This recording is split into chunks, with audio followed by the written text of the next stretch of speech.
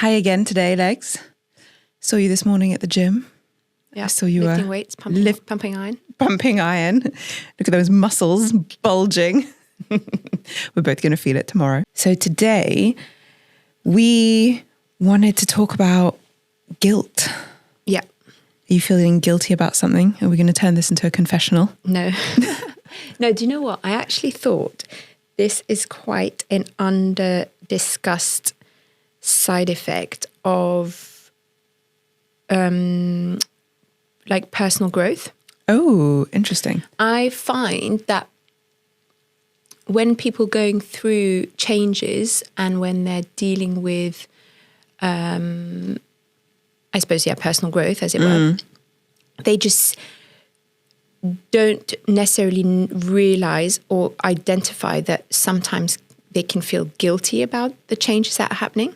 Really interesting. And I think that some people know how to verbalize it, but others, they don't, but it bothers them and it nags them. And I think that I do notice that in conversations I have with either clients or friends and, anyone who's kind of on their own personal development journey, and I think that also actually we don't really see that much information about it out on social media or that many discussion points, but I definitely think it's a universal feeling, and it's not unique to one person or rare.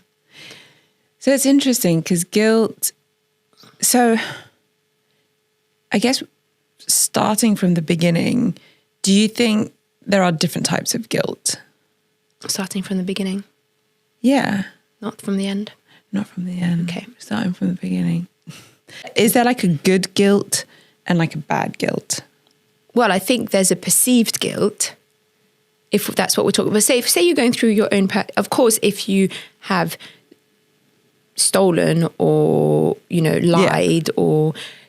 or done something deliberately, something bad, then that is genuine guilt. Yeah, it's a human condition that you feel if that's happened. But I think in this context, I'm saying it more like, so when you're going through changes personally, and a lot of that is through increased self-awareness. It's through doing things differently. Having boundaries, let's say you're doing work with a coach or a therapist or a nutritionist or anyone, dietitian, then you're going to do things differently out. That's kind of the aim of the game. And as a result, you show up differently to people in your life, to yourself, but also people in your life. And I think that can then subconsciously create, because it changes the dynamics in relationships and friendships and, professional environments, then that person can feel a bit guilty because suddenly they're saying no when they used to say yes. They're calling you out on something where they used to shut up and just get on with it. They are, putting their foot down. They're maybe choosing a different option. And so all of these things, then because it feels unnatural at first and it feels out of sorts, I think people then feel a bit guilty. They feel guilt because, maybe they're just identifying a discomfort. They'll feel some kind of like, oh, did I say that right? Did I do that right? Should I have done that? Should I, because you're in that period of limbo, and I think you feel it, but you're not quite sure where you stand on it. Yeah. And that, I think, can bring up feelings of guilt. And I think that period of time or that particular emotion is kind of under-discussed. Yeah. I think that's totally, and I mean, in a way, it's probably a reason why a lot of people also sabotage any kind of progress, because they're like, oh no. There's that guilt feeling, and because it's a negative emotion, but that happens when they're trying to do something positive, then they think, oh, well, that means that then what I'm doing is the wrong thing. And they might even have people around them convincing them that's the case. I never see you anymore. You used to go out drinking and now you're antisocial. And that can be like a negative And I don't think feedback. People mean to as well around you. They don't necessarily mean to guilt trip you or sabotage, as it were. But they are just themselves are not understanding maybe the changes. And so they're trying to revert back to what was subconsciously, and so then you fall into it, or you find it too uncomfortable because essentially at the beginning, I suppose, you're somewhat taking the advice of maybe your doctor, your nutritionist, your therapist, your coach, or whoever is helping you on that change journey, or even maybe it might be just yourself. Maybe you're reading the books, listening to the podcast, etc. And so then you're like, oh, but yeah, it does feel unaligned. And we talk about alignment, and if it doesn't feel right, then it shouldn't. It's not right, and therefore goes, oh, but it doesn't feel right. Therefore, you go, well, it mustn't be right. So it mustn't be right. But I think there's a really deep difference between it not feeling right because it's change and because it's that period that you're in. And that doesn't necessarily mean you're not aligned or that you're not doing the right thing. It's just that you're going through a change. And I think it's really, really crucial to acknowledge that kind of limbo stage where your identity is shifting, and you will maybe lose friendships around it. Maybe you'll lose some kind of ties of relationships of some kind because it only worked because you were a certain person, and now it doesn't work anymore. But I mean, that's obviously a kind of the next phase is doing some clearing out. But I can see how it can then make you feel like you're not going in the right direction when actually you are. You're absolutely going in the right direction of change. Yeah. So that's Coach Ollie talking about this. Have you ever experienced this? No, it's not Coach Ollie. I think I see it, I hear it and I see it, but also, of course I've felt it. Definitely. I think, the only reason I found interesting to bring it up is because actually I feel it and I speak to people and I think they feel it too. And then you realize that's weird because it's not often kind of openly discussed in circles or on social or in books. I mean, I haven't come across it loads. I guess it's not identified as guilt. Maybe not. And it's sort of more, I don't know, I guess it'll be identified more as, the discomfort of change and kind of lumped into that whole thing. But maybe the labeling of like, well, it's almost that guiltiness of leaving your past self behind or the people who are associated with that or the activities or whatever, which you can't bring with you on whatever journey that you're on. Well, when I asked you to think about this topic, what came up for you? What did you think about? Did you think it was a bit left field? No, I guess for me, when guilt comes up... Because you must hear it loads with clients.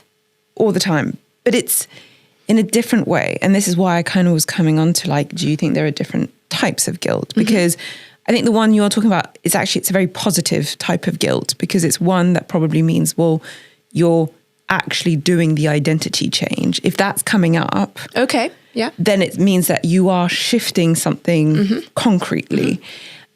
I see it probably in quite a lot of negative ways. I do see the positive, but sometimes where people are labeling foods as like good and bad, and I had a cheat day and I feel guilty, or I've overeaten and I feel guilt. Are they guilt. like self-criticizing? Exactly. It's more that self-flagellating sort of, I'm going to quote unquote punish myself and have that like insider guilt. And in a weird way, when you're feeding the negative type of guilt, you actually reinforce the behavior you want to get rid of. Okay, so for instance, if you're, let's say, wanting to lose weight, I use that one because obviously that's a really classic one. And I think quite a lot of people can identify with that. Yeah. But, you'll say, okay, well, I need to eat more of the good foods and less of the bad foods. And so you restrict. And then something happens, as it inevitably does, and then you end up binging, and then you end up feeling guilty about it, which makes you feel worse about yourself, and therefore actually feeds more into that binging cycle and into the quote unquote bad behavior. So you actually, that guilt feeling is going to reinforce more of that negative behavior rather than actually compassion. I think, self-love and self-care will more likely reinforce the good pattern behavior that you're looking to get. So it's interesting. I think guilt I think does come in like a negative and in a positive Yeah, form. definitely. I agree with you with that, because you don't want to become like a martyr because of your guilt, or kind of victimize yourself because of your guilt.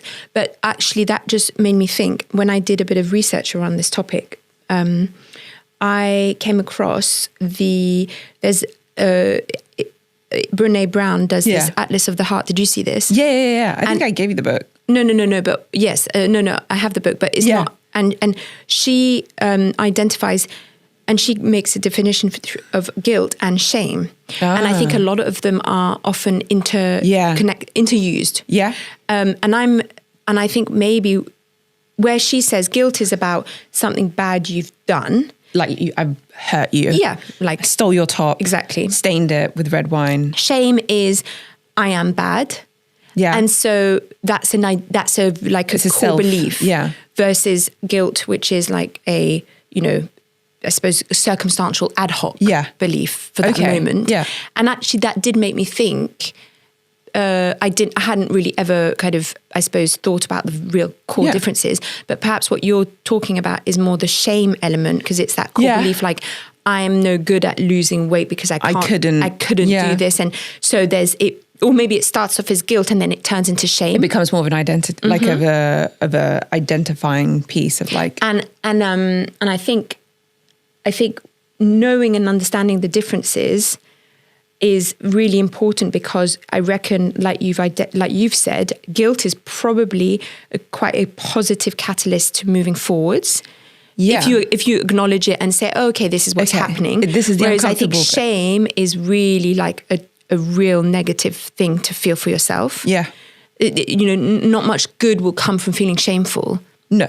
You're not going to move forward if you're moving along with shame. And I think, therefore, when you're in that process, and maybe this is something that you can take forward when you're talking to someone who is criticizing themselves and bringing up these shameful beliefs, maybe you can first of all get them out of shame into the guilt and saying, it's just this moment. It doesn't make anything different of you as a person. It's just this moment happened. Exactly. Yeah. And then when you move from that, then you can go forwards with, you know what I mean? It's like nearly a transition out. And then I guess you're isolating it more to an event versus like a person thing. Because it's not an identity thing. Yeah. It's not led by your identity, which I think shame really feels rooted in. And therefore, it can then, like you said, go to over drinking, overeating, negative cycle pattern. Negative cycles. Yeah. Whereas I feel like guilt, not being guilty, that's different, but just feeling guilt. Yeah. Then I think, because being guilty probably puts you behind bars. That's a different. We're not talking about like jujitsu exactly. Guilt. When you mentioned the topic, I immediately went back to, as a kid, I used to feel guilt, and I think I still do to this day, but I feel guilt so deeply. Like I remember as a kid, I don't know, did you ever do, I don't think you ever did this. Well, mum and dad never told me anyway, but I used to literally lie awake in bed. If I had done something that I knew was wrong, like, I don't know, snuck a peek at your diary or, never did that, obviously. Or that's shameful. Never did that.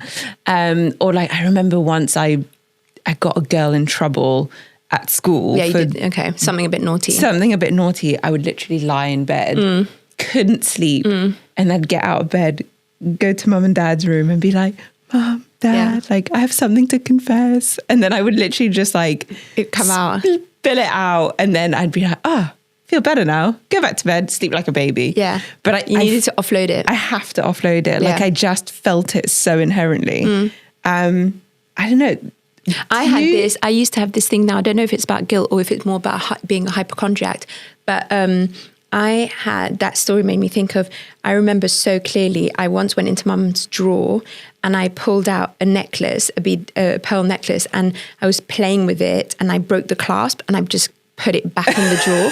And then it was around the same time that the tuberculosis epidemic was going around. It was like in the 90s. Oh, okay. And the epidemic, as in it was on the rise, like whatever. Yeah. And so lots of schools were getting that jab. Do you remember the flower and the BCG thing? BCG, exactly. And then, so I was convinced that I had tuberculosis because I had done something bad and therefore that like I was now going to get really sick and, you know, and so it took me in my head, it was a couple of weeks, but maybe it was a few days. And I was just so sure that like this disease had got me. And then, so I went to mum and I was like, I need to tell you something, etc. I showed her the necklace and then I was like, I think I have tuberculosis. I think I'm going to die. She's like, please take, no. And then I was like, take me to the doctor, get me the vaccine. I want the vaccine. And she was like, oh my goodness, this is fine. It's just a piece of tat. Like it's not got any value. And also we'll go to the doctors, we'll get you the BCG jab. And that's how I got my BCG jab because I actually have it. Yeah.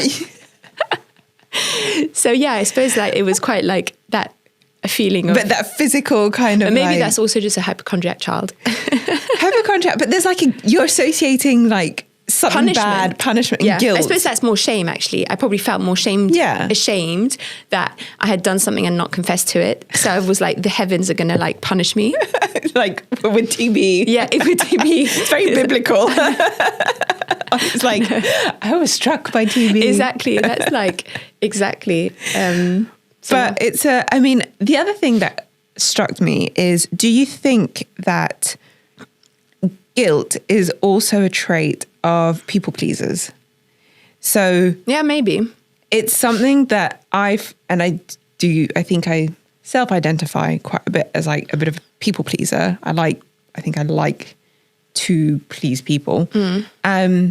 And I find that guilt comes quite strongly with that, because when I can't say yes to something, instead of being like, yeah, I'm busy, like I can't do it, I feel guilt that I wasn't able to help someone out or that I wasn't able to do something. So definitely. I mean, I suppose if you don't care for people pleasing too much, if you're not one to like be,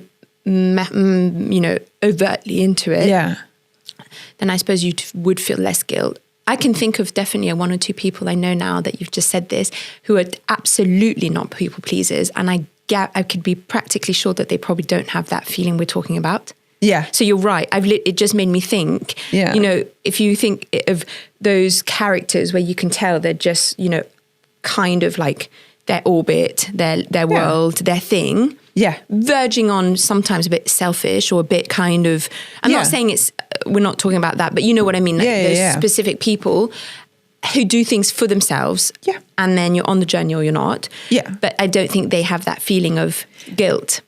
And in a way, I kind of envy it.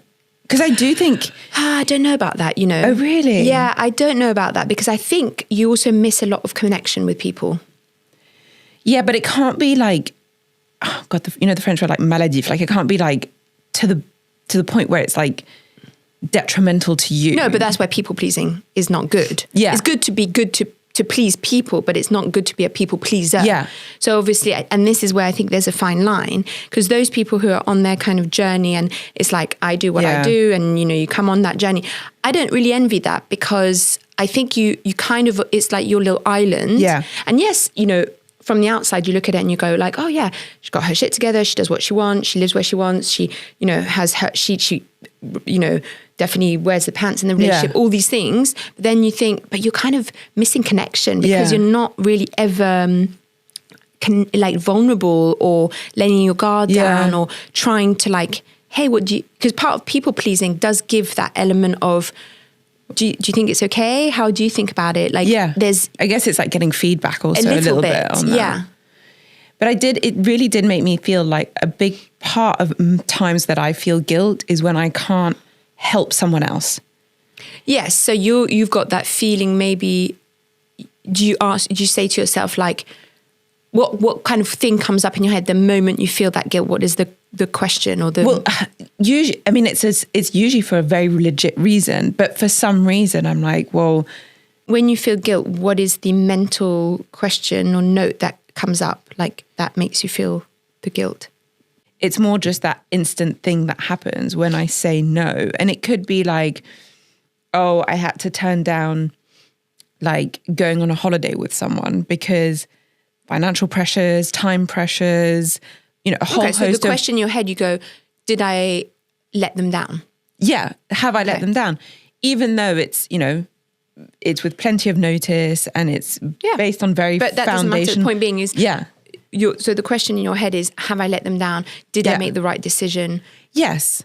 Are they gonna just like me less for so it? Therefore, you and am I less of a friend to them as a result?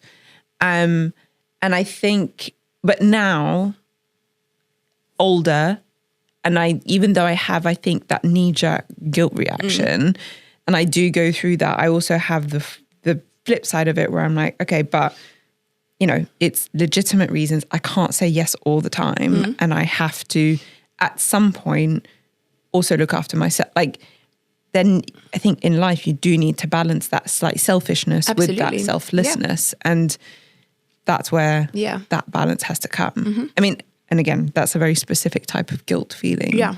But I do think people pleasing is something that I hear a lot of people self-identify as. And we've spoken about that in the past. Yeah. So it's kind of interesting to follow on with this topic because they're obviously very closely connected. But I think this gets so much less airtime. So much less airtime. But I think it comes down to there are good types of guilt, and then there's bad types, because guilt also is a bit of a barometer, right? Of like, okay, you might have done something off, and if you have that niggling feeling, it's kind of a self-reflection. Yeah, because but therefore it's okay. You look at it, and you grow from it, and then you move on. But that's the healthy way. I mean, like every type, I suppose it's a response. There's like the healthy response to it, and then there's the unhealthy response. If you then go on and on and on about it and can't drop it or can't make a change, and you start just and worrying, you ruminate, then you're not doing anything positive there. Yeah. Whereas, no one is perfect. If you have actually done something bad that wasn't perfect, then you could rectify that, or you can apologize, or you can, but like you say, actually, if you first of all, I think, identify shame from guilt, and then guilt from, I suppose good guilt, bad guilt, but then it's about identifying, and not letting it go into a negative spiral that doesn't end up having any benefit, any side, any positive conclusion. And I think when you're in the midst of changing something in your life, and you're getting that, I guess even just being a bit aware that that's likely to come up, because you are, in some respect, leaving behind people or habits or a version of yourself. Absolutely. And so, in a way, you could almost see it as a positive thing that the change is actually happening if you're getting that. Absolutely. A last bit, or another piece of, I think, the guilt is the flip side, is the apology. Okay. So I was once told I say sorry too much. Okay. Which I think is a really interesting, and I to an extent, I think that's very British though, isn't it? Exactly. I was about to say it's a bit of a Britishness. It is a cultural thing. But I do think I have, since being told that, definitely had a reflection of being much more conscientious of when I do say sorry. What's the issue with saying sorry too much though? I don't really see. Because then it becomes disingenuous. Well, not necessarily if you mean it. Yeah, but I do think that apologizing for things that you might not have done, or that were not actually of cause of your own, but it's that weird thing, But it's a cultural thing as well. Yeah. Like the Brits saying, sorry, can I just move past you? They don't actually mean they're sorry. They're just saying, But is there... So interestingly, I don't see you as someone who says sorry easily. You're not someone who, I think, apologizes for things very quickly. Is this going to be like a... No, I mean, that is... And I know... I feel like I'm going to get a... say sorry to me about something. What did I do? When I was 12 years old. No, but it's interesting because when that reflection was made to me, I started looking at the people around me, and I noticed some people are very quick to apologize. Interesting. And other people less so. I think maybe there's sometimes where you could say it more, but like I said, I think you maintain the genuinity of the word and of the meaning of the word by not saying it so much. Whereas I fear that when one says sorry I think too much, the problem that happens is that then it becomes like a... Oh, Clem saying sorry again. It's a funny one, because also I catch myself saying things like, you know, someone will have said like a piece of bad news and you say, oh, I'm sorry about that. Like, I'm sorry that happened for you. And I've tried to rephrase it and be like, oh, that must be really difficult for you, or kind of acknowledging the situation instead of putting that word sorry, so that trying to maintain it for genuine, use it for its purpose. Yeah. How can I say sorry without saying sorry? How do you say sorry in 15 different ways without using the word sorry? Yeah. But, you know, it's that classic thing, like, you know, when someone does that fake apology thing, like, I'm sorry you feel that way. And you're just like, but you're not apologizing also, for the thing that you did. very patronizing. And passive aggressive. You know, when someone should really just be like, I'm sorry. And they're like, I'm sorry you feel that way. And that's to me, that's like a backhanded slap. Yeah. Do you think that has anything to do with like either feeling guilty, not guilty, saying sorry, not sorry? Has any of it got to do with your level of internal confidence? 100%. Okay. I do think that, and I actually had made a note about this, but I definitely think that guilt and confidence massively. So this is something I thought about that I did want to bring up, is perhaps why mum guilt is quite strong, because typically when you're feeling it, you're quite vulnerable. Oh, interesting. Or you're feeling like maybe there's an identity, you know, new mums, new situation, Tired. new developments going on. And so maybe your confidence levels are not at the highest. Yeah. And therefore that feeling kicks in stronger. Yeah. Whereas I feel like, and maybe I'm wrong, but I feel like if you're more accomplished, feeling more confident, you know, whether it's, again, in motherhood, in business, in friendships, in everything, you know, in yourself, in your being, you probably feel guilty less. Yeah. 100%. Because I think you're probably more certain about the environment that you're in. So that ambiguity of, did I do it right? Did I do it wrong? Did I say the wrong thing? If you feel more confident, you're like, okay, even if I did say something a bit. They'll get over it. It'll be fine. It's not a big deal in the grand scheme of that. You relativize. Yeah. But actually, when you're feeling very vulnerable, you could be tired. It could be you're in a new phase of your life, like you're saying. Yeah, and emotions, etc. You start overthinking these things. I had that this morning. I felt really guilty because I dropped off Theo and he was so upset for some reason. Aww. But he had been absolutely fine, slept really well, really nice morning, you know, lots of laughs. And then the moment we got to nursery, he was like so upset. And I felt like certainly that element of mum guilt.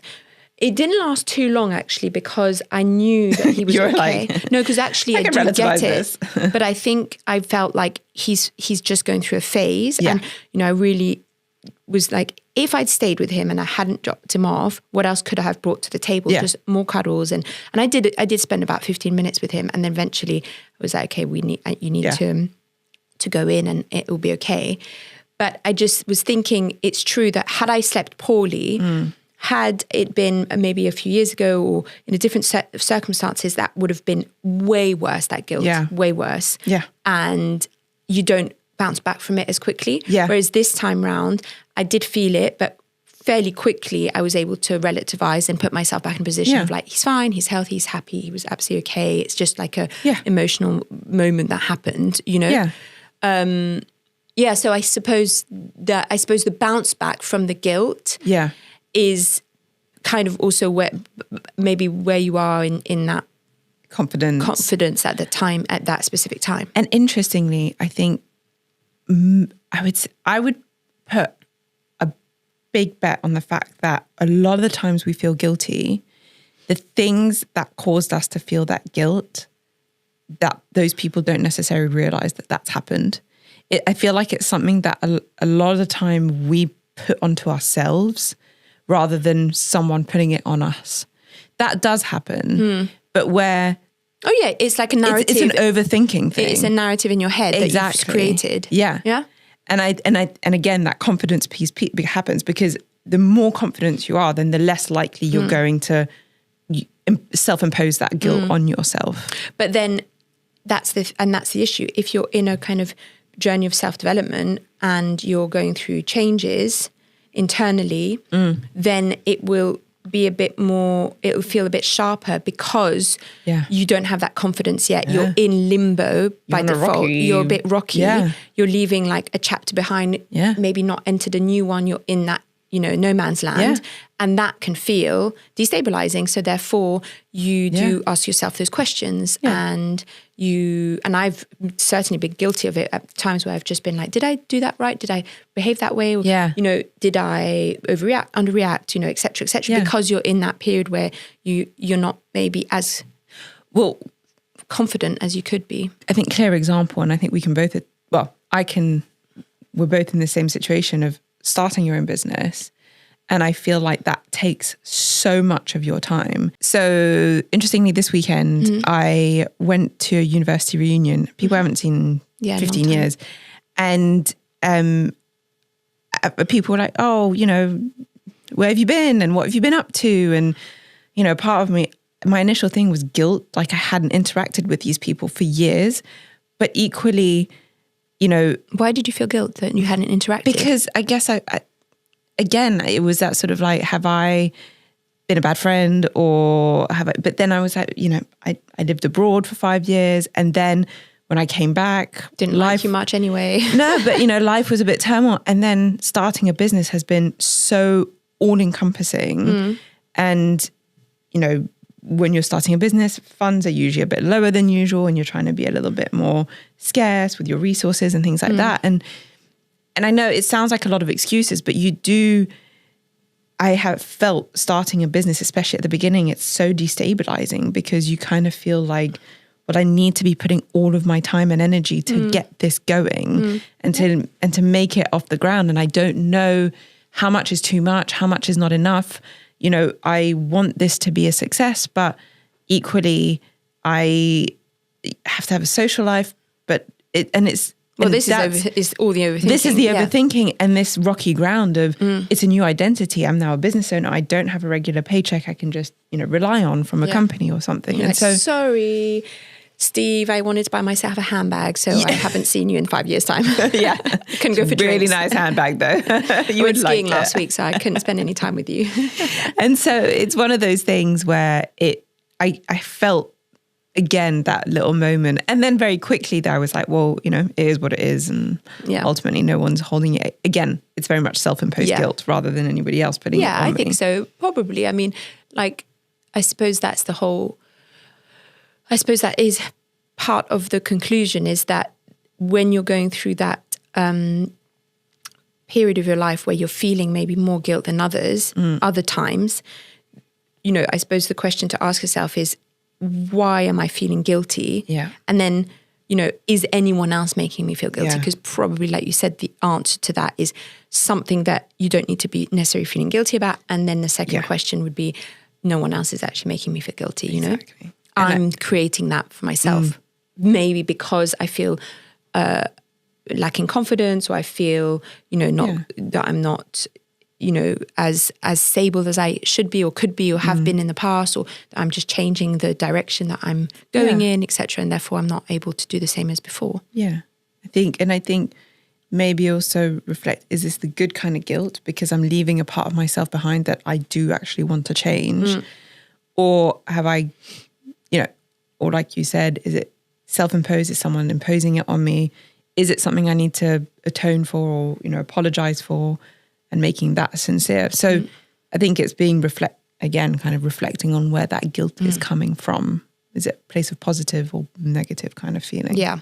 But most importantly, I think just talking about it as well, this is kind of why I wanted to bring this topic, is because I don't think it gets spoken about much. And I can guarantee nearly everyone you speak to in your clients or in your friends and family, will feel it to a certain degree. And therefore it is a universal feeling, but we're not talking about it much. Yeah, exactly. Guilty as charged. Guilty. And therefore, it's also that makes you feel more connected. It's like, oh, you also feel that. Oh, okay, cool. I get it. Okay. So it's fine. Normalizing it a bit more. Yeah. But maybe having this different understanding of guilt and shame, because I do think they just get intertwined a lot, and actually they're quite different. Yeah. Guilt might give you a little bit of feedback on stuff that's happening, but shame is just self-destructive. And it's identity that can really make you, not so much good can come from it. I don't think anything good can come from feeling shame. The actions that come out of that are not going to be positive generally. And I think as a last parting message is, and a bit like we talked about in some other episode, no one is perfect. Like, you are entitled to slip up, do things wrong, make mistakes, be a bit left-footed and, you know, all of that. And so everyone at some point will mess up, and that's okay. That's also kind of how you learn. And therefore, even if you have messed up and there is a genuine guilt feeling that you need to apologize for, it's a normal part of being human. Yeah, I think that's fair. Okay. Yeah. Cool. Really interesting topic. Guilt. I think you're absolutely right. It's probably feel it multiple times a day, every day, to some varying degree. But yeah, really interesting. Thank you. You're welcome. Thank you so much. I think that's all good for today. Thank you so much for listening to Shift Happens. You can listen to this episode and all the other episodes wherever you get your podcasts. And we will see you here every week with a new topic. Thank you so much.